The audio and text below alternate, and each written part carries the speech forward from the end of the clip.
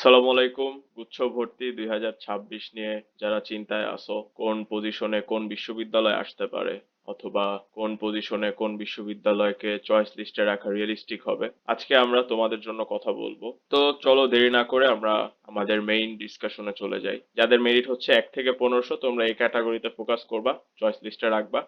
1500 থেকে 2200 যারা, তারা হচ্ছে বি ক্যাটাগরিতে যাবা, মানে বি ক্যাটাগরি ইউনিভার্সিটি গুলো অ্যাপ্লাই করবে। এন্ড তোমরা চাইলে এ ক্যাটাগরিরও কিছু ইউনিভার্সিটি রাখতে পারো যদি সাবজেক্ট চলে আসে বাই এনি চান্স, এরকম আর কি। তো একবারে যে আসবে না এরকম না, আসার চান্সেস আছে, সো তোমরা এখানে ইনক্লুড করতে পারো। ধরো ইসলামিক ইউনিভার্সিটি ইনক্লুড করলা বা বরিশাল ইউনিভার্সিটি ইনক্লুড করলা, এরকম ব্যাপারটা আর কি। লাস্টলি হচ্ছে আমাদের সি ক্যাটাগরি। সি ক্যাটাগরি হচ্ছে 2200 থেকে 3500 যাদের মেরিট থাকবে তারা হচ্ছে সি ক্যাটাগরিতে অ্যাপ্লাই করবে। এখানেও সেম কথা, 3500 পর্যন্ত যাওয়ার চান্সেস একেবারে নাই এরকমও না, আবার অনেক বেশি আছে এরকমও না।